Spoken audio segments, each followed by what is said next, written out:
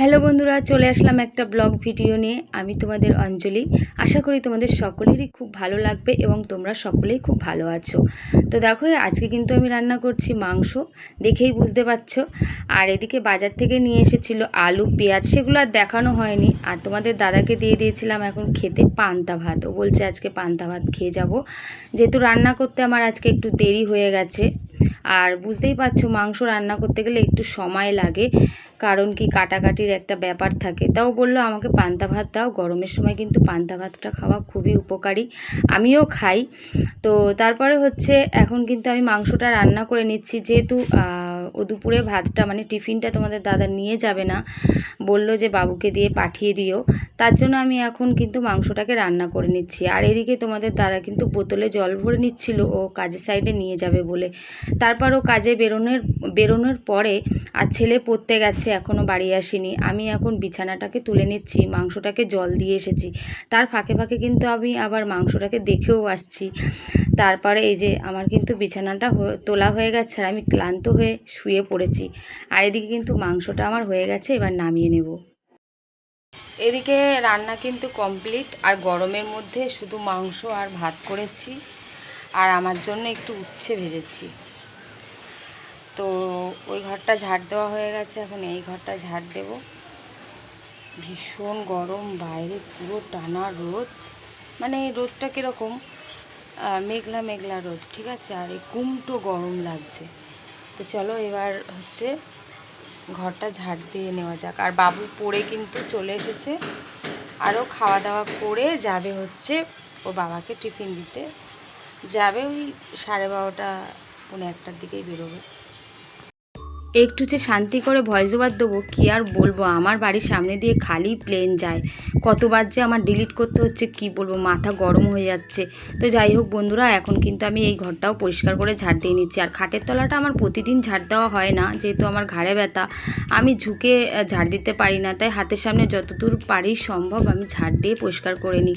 আর সপ্তাহে একদিন আর ফেনাইল জল দিয়ে ভালো করে মুছে নিই। তারপরে কিন্তু আমি পুরো ঘেমে গেছিলাম, মুখ টুক ধুয়ে এসে এখন কিন্তু আমি রোদ্রে যাওয়ার আগে একটা ক্রিম লাগিয়ে নিচ্ছি। আর বাবু কিন্তু এখন গেম খেলছে খাওয়া দাওয়া করে।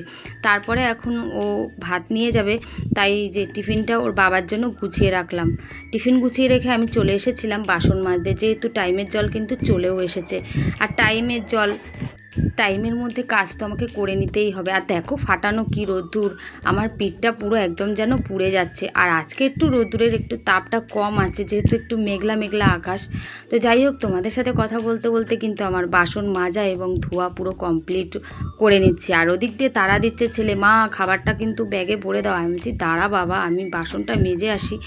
আর এদিকে আমার ফোনটা রয়েছে বাইরে বালতির ওপরে বসানো। আমার কিন্তু একটা স্ট্যান্ডও নেই, ছিল স্ট্যান্ডটায় আমি একবার ফোন রেখেছিলাম, আমার একটা ফোন, সেই ফোনটা পড়ে গিয়ে ফেটে গিয়েছিল, তাই আমার আর সাহস হয় না। যাই হোক, তারপরে বাসনগুলো মেজে এখন কিন্তু আমি চলে আসলাম গ্যাস মুছতে। গ্যাসটাকে পরিষ্কার করে তারপরে যাব ঘর মুছতে। মানে আমাদের কাজের আর শেষ নেই, মেয়েদের হাত পা আমাদের সেই সকাল থেকে চলতেই থাকে, কি আর করা যাবে। আমরা যে সৌভাগ্যবতী, আমরা অনেক মানে মানে কপাল করে মেয়ে জন্ম পেয়েছি, তাই আমাদের এই অবস্থা। তো যাই হোক, তারপরে আমি কিন্তু গ্যাসটা মুছে এখন ঘরটা পরিষ্কার করে মুছে চলে গিয়েছিলাম স্নান করতে। আর বাবুও কিন্তু ভাত টাত দিয়ে এসে স্নান করে মোবাইল দেখছে। তারপরে আমি একটু বসে রেস্ট করে চলে এসেছিলাম দুপুরের খাওয়া দাওয়াটা করে নিতে। আর এদিকে নিয়ে নিয়েছিলাম মাংস ভাত, তারপরে দুজনে মিলে মা আর ছেলে গপ গপ করে খেয়ে নিলাম। খাওয়া দাওয়া শেষ করে একটু শুয়েছিলাম, হঠাৎই ভাবলাম শুয়ে থাকলে হবে না, একটাও ভিডিও করা নেই, তাই বসে বসে যে একটা রিল বানিয়ে নিলাম। আর ছেলে তো ওখানে যে ফোন দেখছে শুয়ে শুয়ে, দেখতে পাচ্ছ কিনা। আর আমি এইখানটায় বসে বসে ভিডিও বেশিরভাগ বানাই, যেহেতু এখানটায় বেশ আলোটা এসে পড়ে। তো চলো তোমাদেরকে আমি আমাদের পাড়ার মানে কিছু দৃশ্য বাজে দুপুর 3টে মতো, দেখো রাস্তার পরিবেশটা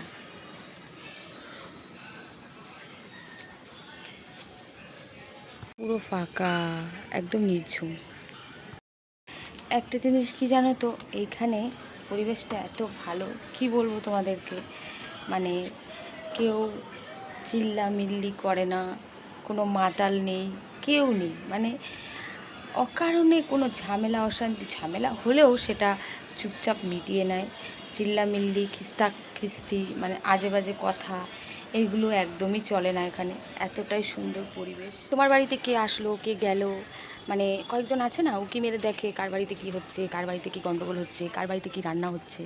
মানে সেরকম কোনো ব্যাপারই না। তোমার বাড়িতে তুমি কী করছো সেটা তোমার ব্যাপার, তোমার বাড়িতে কে আসলো না আসলো সেটা তোমার ব্যাপার।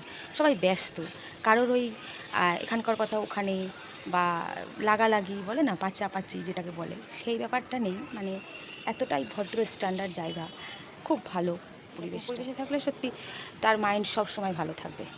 আর বিকাল হলেও এরকম পাবে, সব সময় বাচ্চারা খেলবে, কিন্তু তাদের মধ্যে ঝগড়াঝাঁটি বা চিল্লামিল্লি মারামারি কিস্তাকিস্তি এই সমস্তগুলো একদমই না।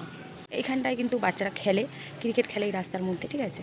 তো কোনো চিল্লামিল্লি, কোনো হইচই, কোনো ঝামেলা কিছুই না। এবার মানুষের সাথে কথা বলে না সেটা না, বলে কিন্তু সবাই। ধরো এই যে বিকালে একটু রাস্তায় দাঁড়ালাম, তখন একটু কথা হলো, একটু বাইরের হাওয়া চলছে, তখন একটু বাইরের হাওয়া খেতে এসে একটু কথা হলো, এরকমই জাস্ট। আর খুব বেশি দরকার না পড়লে কেউ কারোর বাড়ি যায় না। হয়তো আমার সাথে তার যদি দরকার থাকে সে আসে, আর আমার যদি তার দরকার থাকে, তার বাড়ি তার সাথে কি যদি দরকার থাকে তাহলে হচ্ছে যাওয়া পড়ে, এরকম আর কি। মানে খুবই ভালো, বন্ডিংটা খুব ভালো। আর সবই প্রায় চাকরি বাকরি করা মানুষ, এখানে সবাই চাকরি বাকরি করে, যে যার কাজকর্ম নিয়ে ব্যস্ত, হাতে সময় নেই। সবই এখানে ব্যবসা, চাকরি বাকরি। তারপর ঘরে গিয়ে একটু রেস্ট করছিলাম, প্রায় 4:45 বাজে। আমি ভাবলাম জল চলে এসেছে, বাইরে এসে দেখি টুকুর টুকুর করে একটু একটু জল পড়ছে। আজকে জলের মাথায় যে কি হয়েছে, 12টা বেজে গেছে, আজকে মনে হয় আর জলই দেবে না। আমি এখানে বসে ওয়েট করছি জল ভরবো। তো যাই হোক, তারপরে আমি জল টল কিছু হালকা ভরলাম, বেশিক্ষণ দেয়নি, ওই 10-15 মিনিট ধরে দিয়েছে। তারপর আমি চলে আসলাম চা বানাতে। এখন তোমাদের দাদাভাই বললো আমাকে একটু চা বানিয়ে দাও, যেহেতু ও টিফিন নিয়ে গেছিলো, আজকে আর এসে খাওয়া দাওয়া করেনি। তা আমি বললাম দুধ চা খাবে, বলছে কি হ্যাঁ করো। গুঁড়ো দুধ এনে রেখেছিল সকালবেলায়, আমি সকালে চা করিনি, চা খাওয়া এখন থেকে সকাল থেকে আমি ছেড়ে দিয়েছি সকালবেলায় চা খাওয়া। যাই হোক, কথার মাধ্যমে একটু ভুল হয়ে যাচ্ছে বন্ধুরা, সরি চেয়ে নিচ্ছি। তারপর আমি এই যে চাটা করে নিলাম, আর তার সাথে এবার একটু বিস্কুটটাকেও আমি বেড়ে নিচ্ছি। এবার চাটা জমিয়ে খাওয়া হবে। সন্ধ্যাবেলায় চা না হলে কিন্তু একদমই আড্ডাটা জমে না। এই যে আমাদের 3 জনের জন্য কিন্তু আমি চাটা রেডি করে নিয়েছি। তারপরে এখন বসে বসে এখন চা খাওয়া হচ্ছে। আর চাটা কিন্তু আমি খুব শান্তি করে খাই, যেহেতু আমার ফেভারিট। চলো আজকের মতো ভিডিওটা এখানেই শেষ করছি, সবাই ভালো থেকো।